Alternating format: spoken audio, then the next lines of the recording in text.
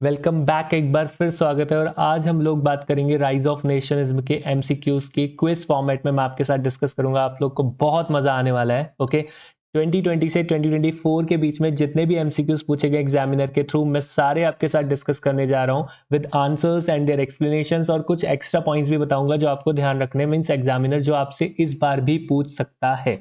Okay, तो आप देखते हैं कौन सबसे ज्यादा स्कोर कर पाता है। आप अपना स्कोर मुझे कमेंट सेक्शन में बताओगे कितने आंसर्स आपके करेक्ट हुए। ओके, एंड कौन से क्वेश्चन में आपको कंफ्यूजन हो रहा था। अगर आपको कोई क्वेश्चन में पर्टिकुलर कंफ्यूजन हो रहा है तो आई विल क्लियर इट। ठीक है, so let's begin without wasting your precious time. शुरू करते हैं फटाफट से with the first question on your screen. पहला सवाल आपकी स्क्रीन पर ये रहा।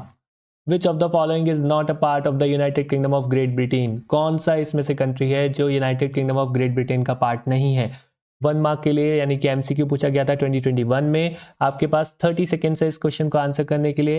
ऑप्शन रीड करो बहुत ध्यान से, ठीक है, एंड लेट्स सी आपको सही आंसर आ पाता है नहीं आ पाता है। Yes, time is running, so read the options carefully, read the question carefully.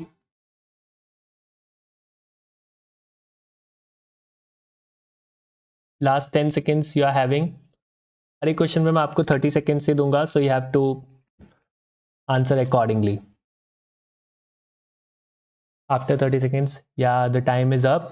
So let's see the correct answer. The correct answer is Poland. इसके अलावा आपको ये भी ध्यान रखना है कि कौन कौन से कंट्रीज थे United Kingdom of Great Britain का पार्ट, मतलब है जो, that is England, Wales, Scotland, Ireland. Okay, ये 4 कंट्रीज हैं। आप ध्यान रखोगे, रिपीट कर सकते हो, याद रख सकते हो अच्छे से अभी ही। England, Wales, Scotland, Ireland. Moving forward with the next question on your screen.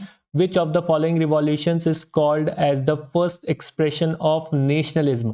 सबसे पहले नेशनलिज्म का जो स्टार्टिंग है वो कहाँ से हुई थी, आप ऐसा कह सकते हो। ठीक है, तो कौन कौन से रिवॉल्यूशंस थे।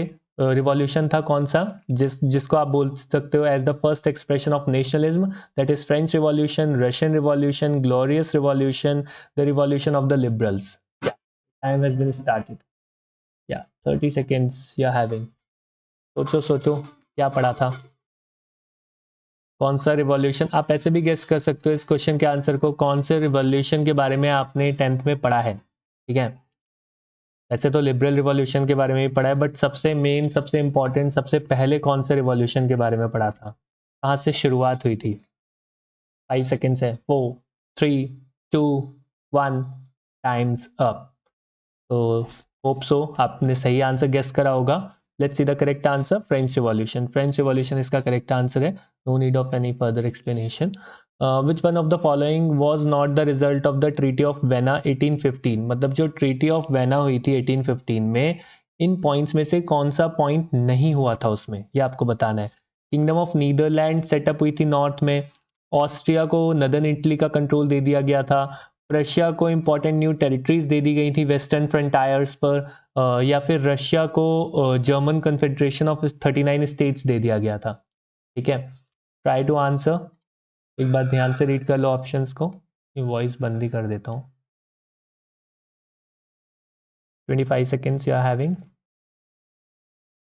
ध्यान से सोचो, किंगडम ऑफ नीदरलैंड्स सेटअप किया गया था नॉर्थ में, ऑस्ट्रिया दिया गया था क्या नदर्न इटली को, रशिया को इंपॉर्टेंट न्यू टेरिटरीज दे दी गई थी क्या वेस्टर्न फ्रंटायर्स पर, रशिया को जर्मन कन्फेडरेशन ऑफ 39 स्टेट्स दे दिया था क्या।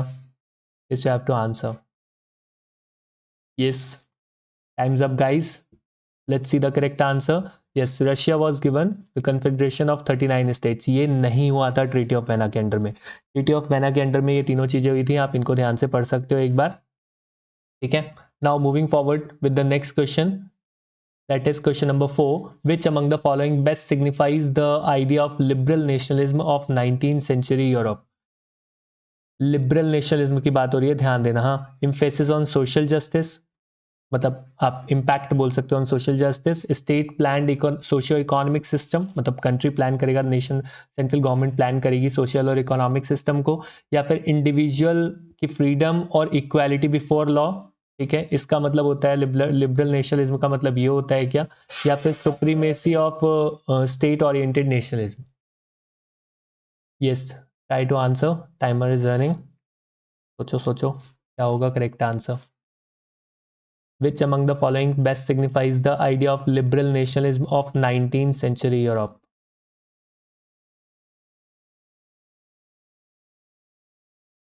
Last 5 seconds. Time's up. Hope so आपको सही आंसर मिला होगा. The correct answer is freedom for individual and equality before law. Means liberty का जब भी बात करते हैं हम तो फ्रीडम की बात करते हैं, आप ऐसे समझ सकते हो. ठीक है, क्वेश्चन क्या था, you can see liberal nationalism की बात हो रही थी. ठीक है, तो लिबर्टी मतलब फ्रीडम. ओके, फ्रीडम लिखा था थर्ड ऑप्शन में, तो आपको वैसे ही पता लग जाना चाहिए था, वैसे ही आपको गेस कर लेना चाहिए था कि हाँ C option is the correct answer. Okay, चलिए moving forward with the next question, that is question number 5. When France sneezes, the rest of the Europe catches cold. Who among the following said this popular line? ठीक है, ये मैंने आपको explain करते हुए बताया था कि ये किसने बोली थी. होप सो आपको याद होगा. लेट्स सी कितने बच्चे करेक्ट आंसर करते हैं. Giuseppe Mazzini, Metternich, otto von Bismarck, ये लाइंस किसने बोली थी? Please try to answer. सोचो किसने बोली थी. क्या गिसिप मेजिनी ने बोली थी? गिसिप मेजिनी कौन था, पहले ये भी ध्यान होना चाहिए. मेटरनिच कौन था? ऑटोवन बिस्मार्क कौन था? गिसिप गैरिबल्डी कौन था, उसका क्या रोल था, किस रिवॉल्यूशन में उसका पार्ट था? ये सब चीज़ें आपको ना बाय हार्ट होनी चाहिए, बिकॉज वहाँ पे एग्जाम में इतने सारी क्वेश्चंस पूछे जा सकते हैं, किसी भी टॉपिक से क्वेश्चन पूछा जा सकता है, तो आपको पता होना चाहिए सब. Last 5 seconds you are having. Times up. मिल गया सही आंसर? गुड. तो the correct answer is Metternich. Cross check with your answer. क्या आप यही सोच रहे थे, क्या आपने यही गेस करा था? चलिए moving forward with the next question. Choose the correctly matched pair from the following. ये थोड़ा सा ध्यान से मार्क करना. Otto von Bismarck Germany, Napoleon Spain, Giuseppe Garibaldi France और बर्बन किंग्स इटली. बताओ इसको कौन सा करेक्ट आंसर है? कंफ्यूजन हो रहा है? सोचो सोचो. Giuseppe Garibaldi France, Bourbon kings Italy, Napoleon Spain, Otto von Bismarck Germany, कौन सा करेक्ट है? सिर्फ एक ही करेक्ट है. हाँ, कौन सा करेक्ट है that you have to tell. Last 2 seconds and the time is up. The correct answer is Ottoman Bismarck, Germany. Now moving forward with the next question. इस क्वेश्चन को बहुत ध्यान से आंसर करने की कोशिश करना. क्रोनोलॉजिकल ऑर्डर में अरेंज करना है. आपको डेट्स याद होनी चाहिए. Act of union between England and Scotland कब हुआ था? इंग्लिश पार्लियामेंट ने कब मोनार्की से पावर सीज की थी? आयरलैंड को कब फोर्सिबली इनकॉर्पोरेट किया गया था, मतलब इंक्लूड कर दिया गया था United Kingdom of Great Britain में? कैथोलिक रिवॉल्ट कब हुआ था against the British dominance? You are having these 4 options. सोचो ध्यान से, then I will show you the correct answer after 30 seconds.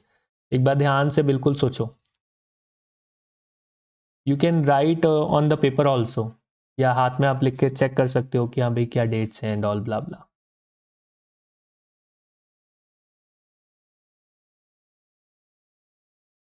10 seconds.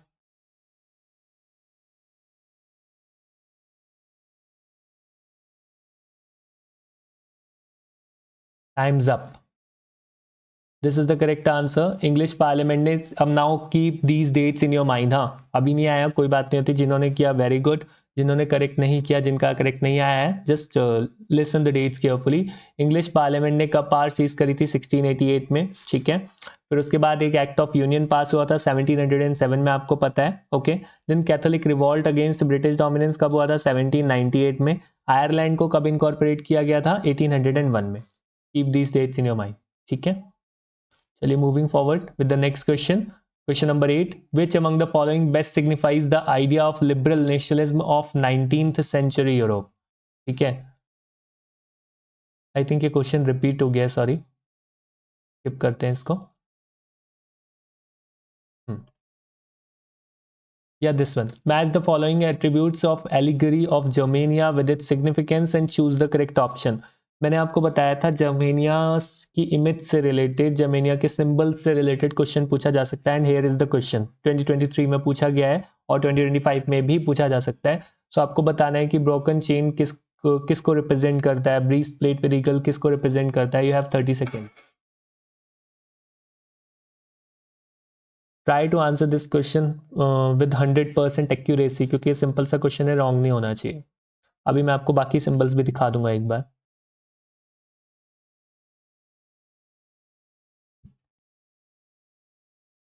Last 10 seconds you are having.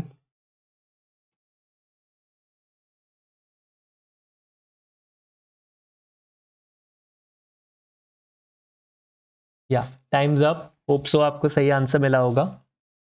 Here is the correct answer, that is option number B. You can cross check option number B।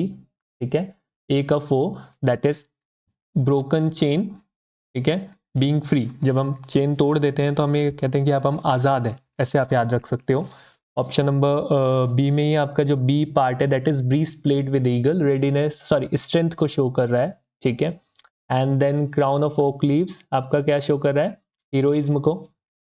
जब हम टोपी वगैरह cap वगैरह कब पहनते हैं, crown हम कब पहनते हैं, जब हम राजा बनते हैं अपने आप को या बहुत ही स्मार्ट दिखने की कोशिश करते हो, तो आप हीरोइज्म आप ऐसे कह सकते हो। स्वॉर्ड हो गया रेडीनेस टू फाइट, हाँ लड़ाई करने के लिए आप रेडी हो। ठीक है, और भी आप symbols you can cross check, और जर्मेनिया का इमेज भी आपको ध्यान रखना होगा। सो ये इमेज मैंने आपको दिखा दिया, इसको ध्यान रखो, ये जर्मेनिया का इमेज है। ओके, क्लियर है। ऐसे ही आपको मैरियाने का इमेज भी ध्यान होना चाहिए। नेशनलिज्म इन इंडिया की बात करूं तो भारत माता का इमेज आपको ध्यान होना चाहिए। ब्रिटानिया का इमेज तो नहीं है, मतलब ब्रिटानिया पता होना चाहिए, ब्रिटेन की फीमेल एलिगेरी थी। ओके, ठीक है। So broken chains, being freed, breastplate with eagle, symbol of German Empire is and strength you can say. Crown of oak leaves, heroism, sword, readiness to fight, olive branch around the sword, willingness to make peace. ठीक है, and black, red and gold tricolor black था। ठीक है, rays of the rising sun, beginning of the new era. That's it. Okay. Hope so you understood. इसका screenshot ले लो, बाद में एक बार रिवाइज कर लेना। Next question, arrange the following in chronological order and choose the correct option. 2023 में पूछा गया है नेपोलियनिक वॉर कब हुए, ट्रीटी ऑफ वेना कब हुई, ग्रीक स्ट्रगल ऑफ इंडिपेंडेंस कब हुआ, Slav nationalism of in Ottoman empire. ठीक है, इसके बारे में कब मतलब स्प्रेड होना ही शुरू हुआ था। ठीक है, ये सब हमें बताना है। ये आपके पास ऑप्शन है। Again 30 seconds you are having. Yes please, 4 option है आपके पास, क्विकली आंसर करने की कोशिश करो। I know you will get the correct answer.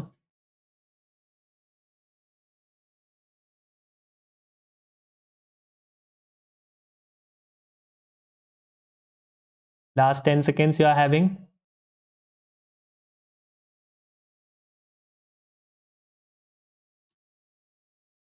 Time's up. You can see the dates. Napoleonic Wars की 1803 15, Treaty of Vienna 15, Greek war of independence और 1821 से शुरू हुआ था। सो बिगनिंग की डेट हम इसकी कंसिडर करेंगे। एंड देन स्लैव नेशनलिज्म की बात करें तो आपको जब हमने बल्कन्स के बारे में पढ़ा था, from there you can take an idea regarding the Slav nationalism. Moving forward with the next question that is match the following and choose the correct option. Victor Emmanuel second कौन था, क्या रोल था उसका, leader था, किस चीज का role था। गिसिप मैजनी का क्या रोल था, गिसिप गैरिबल्डी का क्या रोल था, काउंट कैवर। ठीक है, हमने पढ़ा था, तो क्या रोल था इन लीडर्स का, that you have to match accordingly. Options आपके सामने हैं, टाइमर भी आपके सामने है। Now match and try to pick the correct option.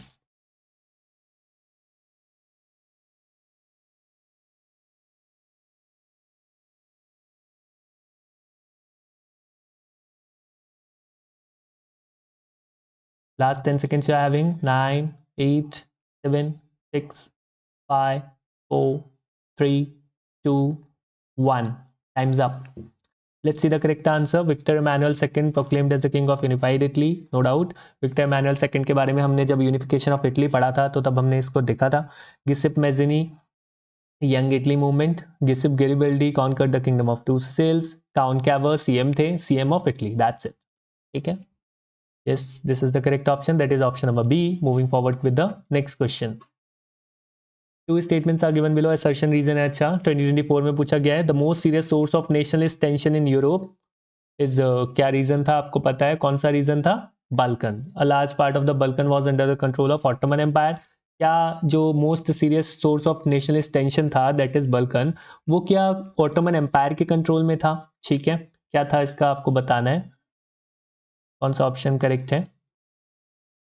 Both A and R are true. R is the correct explanation of A and blah blah. Just read the options carefully and try to answer within the time limit, that is 30 seconds.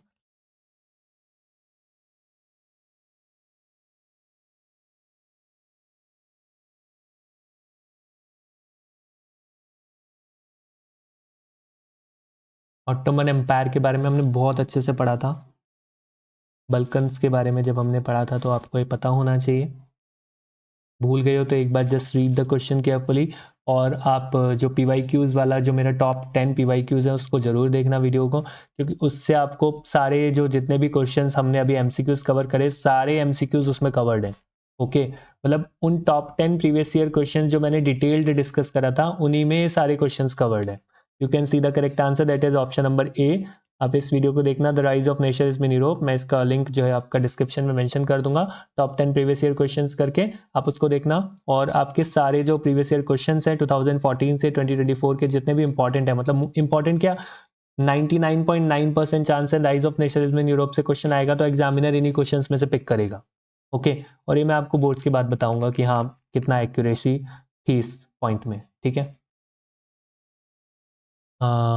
Treaty of Constantinople recognizing Greece as an independent nation, again dates के accordingly arrange करना है। Defeat of Napoleon at the battle of Waterloo, unification of Italy, unification of Germany. I think unification of Italy और Germany आपको याद होगा, Waterloo से related image मैंने बोला था, बहुत अच्छे से देख लेना, वो याद होगी। और फिर कॉन्स्टेंटिनोपल की ट्रीटी भी बहुत इंपॉर्टेंट है और ये याद ही होनी चाहिए, नहीं याद है तो बहुत प्रॉब्लम वाली बात है, इसको अच्छे से रिवाइज कर लो। ठीक है, अभी तो बहुत टाइम है, बार बार डेट्स रिवाइज करोगे you will be able to learn remember easily. ठीक है, जैसे स्टोरी की तरह रीड करते रहा करो कि हाँ इस साल में ऐसा हुआ, उस साल में ऐसा हुआ, रटने की कोशिश मत करना वरना फिर याद नहीं रह पाती dates.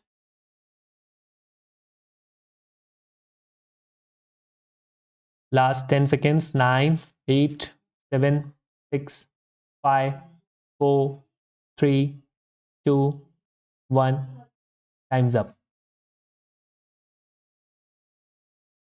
This is the correct answer, option number C, that is defeat हुई थी सबसे पहले नेपोलियन की 1815 में, ओके, वाटरलू में। और जिसमें आपकी एक इमेज भी आप देख सकते हो, लेटर्स वगैरह गिरते हुए एज अ पोस्टमैन उसको शो किया गया है। ठीक है, लेटर्स गिर रहे हैं उसके बैग में से, मीन्स उसके जो वो लेटर्स नहीं है वो क्या है, टेरिटरीज है, वो लूज करता जा रहा है एक एक करके। फिर ट्रीटी ऑफ कॉन्स्टेंटिनोपल लिखा था इसमें 1832 में हुई थी, फिर 1861 में इटली का यूनिफिकेशन, 1871 में जर्मनी का unification, you know very well. Moving forward with the second last question, that is the Act of Union 1707 between England and Scotland resulted in the formation of United Kingdom of Great Britain. क्या ऐसा हुआ था? पहले तो यही हमें पता होना चाहिए। तो सेकेंडली आपका इसका रीजन है because England wanted to impose its influence on Scotland. ऐसा इसलिए किया गया, इसलिए उन्होंने ट्रीटी करी क्योंकि इंग्लैंड इन्फ्लुएंस इम्पोज करना चाहता था स्कॉटलैंड के ऊपर। 30 seconds you are having, try to answer it accurately please. Simple सा क्वेश्चन है, जब हमने यूनिफिकेशन ऑफ ब्रिटेन पढ़ा था तब उसमें मैंने इस पॉइंट को डिस्कस करा था। ठीक है,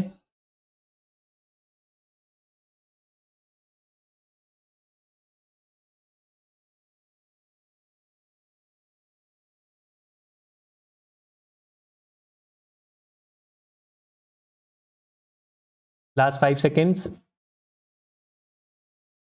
times up.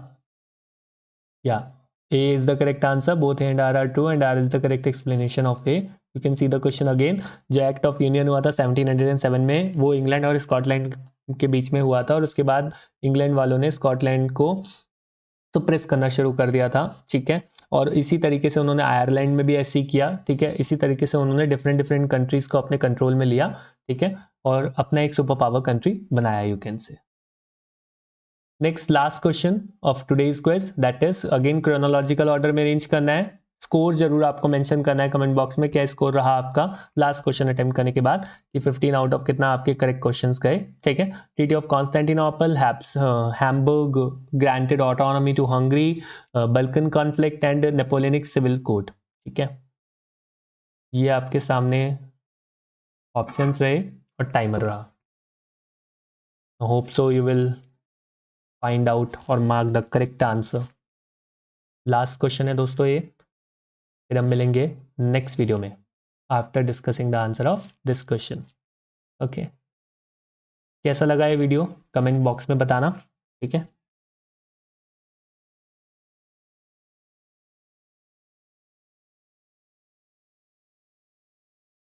Times up. Let's see the correct answer. Napoleonic civil code का ईयर याद रखेंगे 1804। ट्रीटी ऑफ कॉन्स्टेंटिनोपल अभी बताया था 1832।